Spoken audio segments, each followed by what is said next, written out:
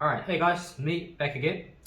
Today, let's do a quick look at two of my Demeyere Industry 5 pens from my small collection. And here on my left, that's on your right, I have the 24 centimeter Saute Pan in the form of a Rondeau. So that's basically means it's got two smaller handles like this instead of a long handle. And on my right, I have a 3-liter 20 centimeter saucepan or small pot, whatever you want to call it. So where does the Industry 5 line grammar. Well, basically it's one tier below the Atlantis line, which is their absolute top of the range product line. So the Industry 5 is still a very premium product out of the whole Demeyere range. It's difficult to compare it against anything else on the market. Where it sits in the hierarchy, it's sort of where the all-clad D3 sits in their hierarchy, but these products are really not comparable because the Industry 5 is a 5-layer construction. The all-clad D3 is a 3-layer construction, and I do think this is overall a much better product, much better value proposition than the all-clad D3. And talking about value, let's talk about prices quickly for a second. Here in Europe, all-clad, for example, is ridiculously expensive, I guess, due to the importing fees. But whereas Demeyere, it's made in Belgium, so the prices for Demeyere is very reasonable. And so this 24 centimeter 3.8 liter Rondeau Saute Pan, you can pick up for about 129 euros, and that's under 200 USD, which I think is fantastic value for money. It's really a shame that they don't have a 28 centimeter version of this. They kind of do. It's the one with the long handle, but if they had a 28 centimeter version of this with the two smaller handles, I would be the first one to buy it. But they don't have it. It's a real shame. And this 3-liter saucepan, 3-liter pot, you could pick up for around 110 euros. So the prices at all the retailers are basically discounted all the time. There's a retail price, recommended retail price, but you'll be a fool to ever pay that because the recommended retail price for this, for example, is 229 euros. But yeah, like I said, there's no reason to ever pay that price. This you could pick up for around 130 euros. And the next thing I want to say is that it kind of pisses me off a little bit. All these cookware manufacturers, Demeyere, all-clad, actually no, not so much all-clad. That's the European ones. Let's say Demeyere, Demeyere in French, Le Creuset, for example. They have, I think they just have too many product lines, and it confuses the shit out of people. I don't understand why do they not just have a top of the line product, a mid of the range product, and an entry level product. Why make it so complicated? With Demeyere, for example, you have the Atlantis, you have the John Paulson, you have the Industry, you have what they call the Resto, the Classic, the Athena, the Silver, the Apollo, what else? The Intense, and you'll struggle to really understand, what the hell is the difference between all of those product lines other than the price. So let me try to simplify it for you. The Industry is a very premium product. If we were talking about a car, for example, the Industry, I would say, is somewhat equivalent to let's say a BMW 5 Series. It's the 3 Series, a 5 Series, a 7 Series. The 5 Series, is one of their flagship product lines, and that's what this is. I think, it's a premium main product line. You know, it doesn't sit at the very top like a 7 Series or the Mercedes S-Class, but it's overall still a very premium product, and I think this is the go-to for most people who want to who want to invest in a high quality cookware. All right, so I've been using these pans for about a couple of months for various purposes, and my overall impression is these are absolutely fantastic.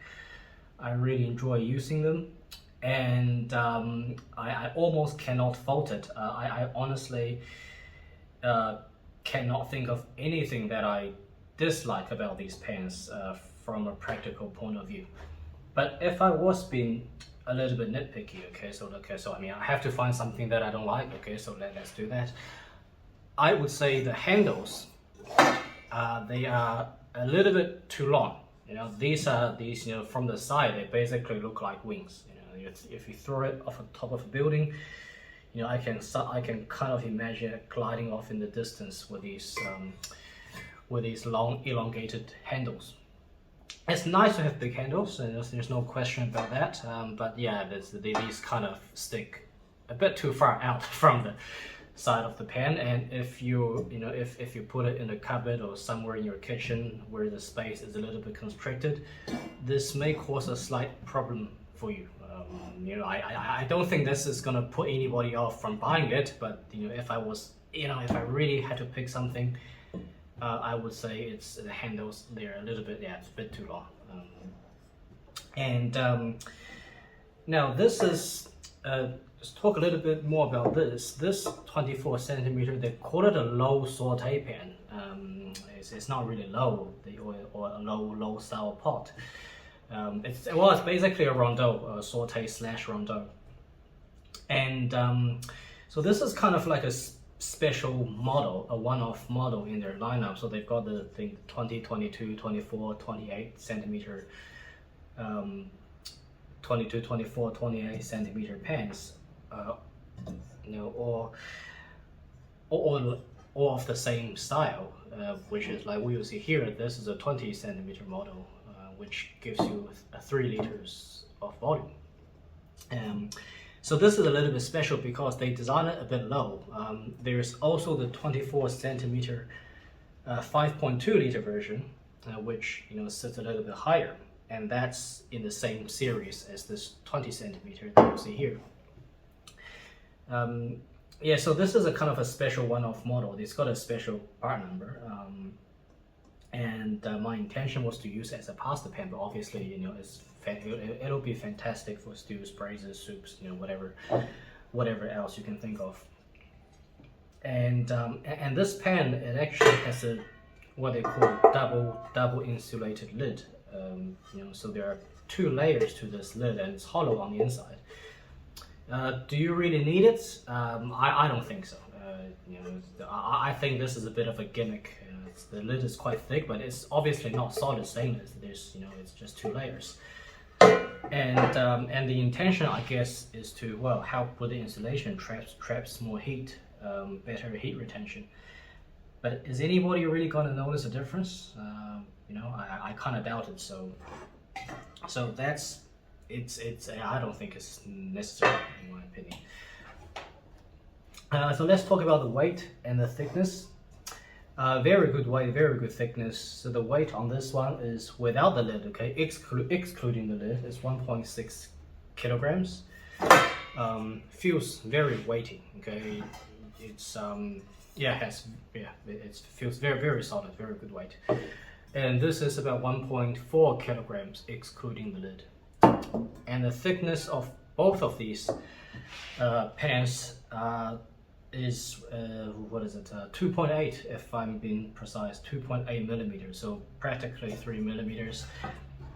And that's pretty thick, okay. It's not as thick as the Proline 7 fry pan, but that's a different product line.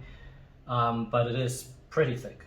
I mean, trust me, you're not gonna, when you buy this one or you pick it up, you're not gonna be complaining that it's either too light or too thick, okay. So take my word for that. And And this is why, especially if you live in Europe, I think this is a much better proposition than all-clad. Especially, you have to basically pay twice the price of this to get an all-clad equivalent just because of the importing cost. And I mean, to me, it just doesn't make sense, because I think, again, this is a far superior product. As in these reviews, I'm not gonna do any cooking tests or on camera. It's just that I think when it comes to cooking, there are simply far too many variables that can affect how the pan performs or how your cooking is going to turn out. You make a different type of food, different heat settings, different you could have a different stove. So I don't think that's going to be particularly helpful. I could film a video and I could say, hey, look, I got great results from a steak or a stew out of this pan, but it doesn't mean that you're going to get exactly that result. So that's why I think that's kind of a pointless exercise. So I think maybe I talked a little bit too much about these in this video, but yeah, overall, absolutely fantastic pans. Really enjoy using them. Very solid weight, very reasonable prices, and these are pans that will no doubt last you a lifetime. So yeah, I can see myself keeping these for a very long time. And I do have one small regret, and that is, instead of getting this low version of this 24 centimeter model, I should really have got a higher, the standard 5.2 liter version, because I'm kind of missing a pot in that size in my collection. And if I had that, it still doesn't look quite as tall as a pot for boiling water, boiling pasta. So that in that case, if I had that, it will be a very good pasta pot. It would be a very good pot for pasta, anything with liquid, and it can also double as a braising pan, or a pasta pan, or a soup pan. Yeah, so I'm kind of trying to get rid of this, but let's say for a reasonable price. I'm not going to get what I paid for it, obviously, it's secondhand. And and then I'll hopefully get a 5.2 liter version, and that's you could pick that up for about 145 euros, which it's a huge. I think it's very good value proposition for.